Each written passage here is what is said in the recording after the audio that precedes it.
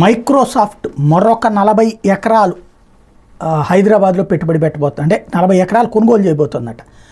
తాజాగా మైక్రోసాఫ్ట్ చూస్తే ఇప్పటికే అంటే ఒకప్పుడు చంద్రబాబు గారికి ఆ పేరు మైక్రోసాఫ్ట్తో అనుబంధం, మైక్రోసాఫ్ట్ అధినేతని తీసుకొచ్చి హైదరాబాద్లో పెట్టించానన్నటువంటిది ఆయన గుర్తు చేస్తూ ఉంటారు. వాస్తవంగా హైదరాబాద్లో డేటా సెంటర్లను పెద్ద ఎత్తున ఏర్పాటు చేయడం కోసం ఇంకా స్థల సేకరణ యత్నాలు కొనసాగిస్తోంది. ఇప్పటికే షాద్నగర్ సమీపంలోని కొత్తూరు, చందన్వెల్లి, ఎలికట్ట గ్రామాల దగ్గర స్థల సేకరణ చేశారు. అయితే ఎలికట్టలో 22 ఎకరాల స్థలాన్ని కొనుగోలు చేయడమే కాకుండా డేటా సెంటర్ నిర్మాణాన్ని కూడా మొదలుపెట్టారు. చందన్వెల్లి, కొత్తూరు గ్రామాల పరిధిలో నూతన డేటా కేంద్రాలు ఏర్పాటు చేస్తున్నారు. తెలంగాణ రాష్ట్ర ప్రభుత్వం ఒప్పందం చేసుకుని స్థలాన్ని కూడా సేకరించేశారు.